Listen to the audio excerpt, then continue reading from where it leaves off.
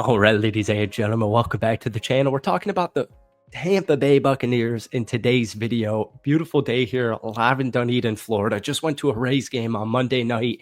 And so it's just perfect time to talk about Tampa Bay. And the way I view this team's a little bit different than the rest of the NFL, and I'm sure Bucs fans agree.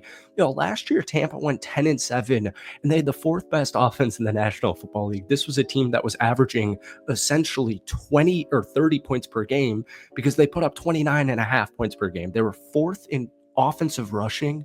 And if you're a Bucs fan, you know that that's like the huge catalyst. Like, that's what we're keeping an eye on because Rashad White seems way more suited. He seems way better in this new role, right? And Bucky Irvin, last year's rookie, just had a phenomenal season. They also had Jalen McMillan, who just had a phenomenal season as well. Chris Godwin was re-signed. Mike Evans is still on this team. It's crazy. I mean, their offense is loaded. Cade Otton.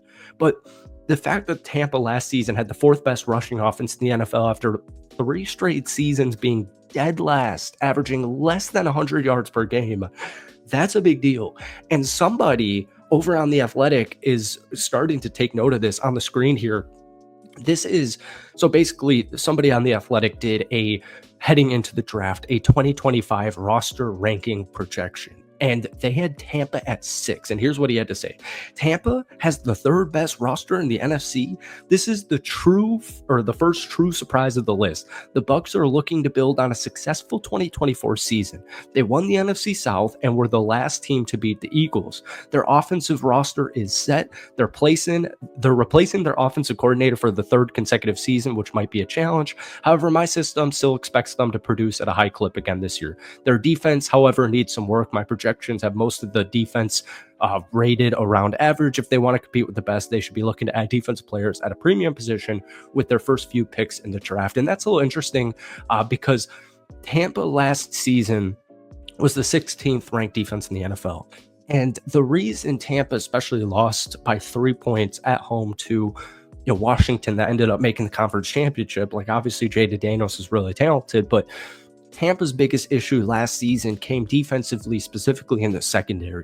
And the reason they had so many defensive secondary woes, like for example, they were third to last in the NFL in passing yards given up per game.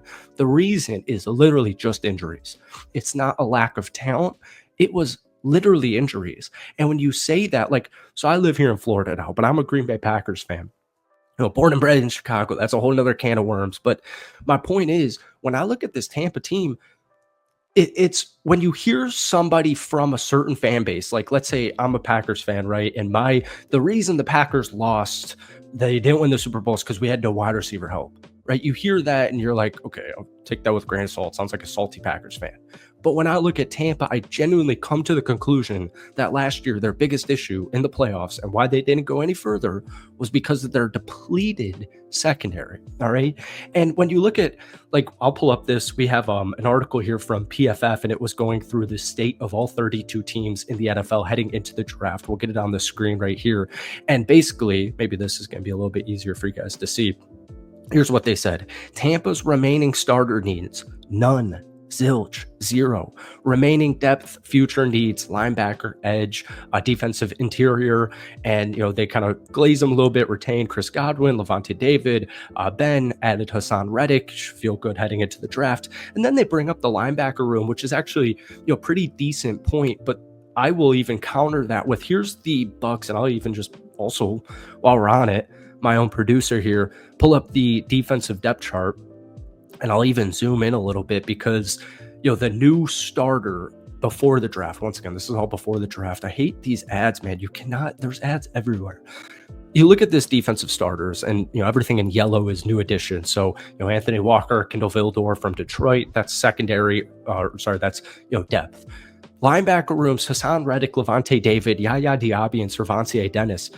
Bucs fans know well about Servancier Dennis, and his injury last season made pretty much nobody outside of Bucs fans knew who Servancier Dennis was last season heading into last year, and then he does his thing for a couple of games, gets injured for the rest of the season, and so the rest of the NFL doesn't know who a guy like Servancier Dennis is. I'd even go as far to say is people in the NFL making these articles, and I'm not ragging on them at all because both of those were positive, is people don't even know who like Yaya Diaby is. And so I look at this defensive line now with Hassan Reddick, you got Logan Hall, you got Vita Vea still, and Kalijah Cansey. Kalijah Cansey is one of the most intriguing, talented young defensive linemen in the National Football League. And I just don't think people really understand that. So we'll pull up one big thing, and this is just kind of funny. This is just more of a joke because we know Tampa and we know that they're a good team, but Baker Mayfield got a new offensive coordinator this season. And I think Liam Cohn, you know, I remember being upset and concerned when Dave Canales left to go to Carolina 2 years ago.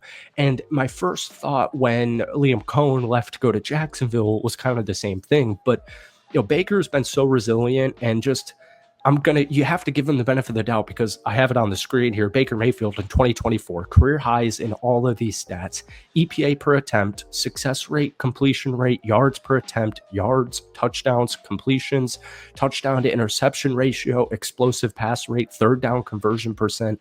Baker Mayfield last season was on an absolute tear. And like I said, the reason they had a top 5 offense, the 4th best offense in the NFL, actually, the reason they didn't make a deep postseason run is because the injuries, honestly, defensively, but like I said, specifically in the secondary. So Chris Godwin's coming back. I still have both my running backs, Cade Otton.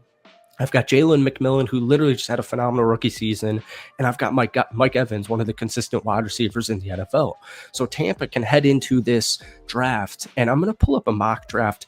This is once again from PFF. And I think this is outdated because they have Jihad Campbell going pick 53 to Tampa in the second round, which I think he's going to go easily in the first round. And, your first round pick for them is Emeka Egbuka, which I think means this article was probably written before free agency even began, which means Chris Godwin probably wasn't re-signed by this point, because I don't really think Tampa needs to spend their 19th pick in the draft on a wide receiver, even if he is going to be one of the best wide receivers in the NFL. I know you should not draft off of, need, but still, my point is, what I'm hearing from what everybody's writing in Twitter and all that crap, TV, blah, blah, blah, what I'm hearing from the media is GMs right now are like thinking, you'll hear the headlines, there's no clear-cut superstar in this draft, or if there is, it could go either way. You look at the top 10, Abdul Carter, Travis Hunter, like those guys could be stars.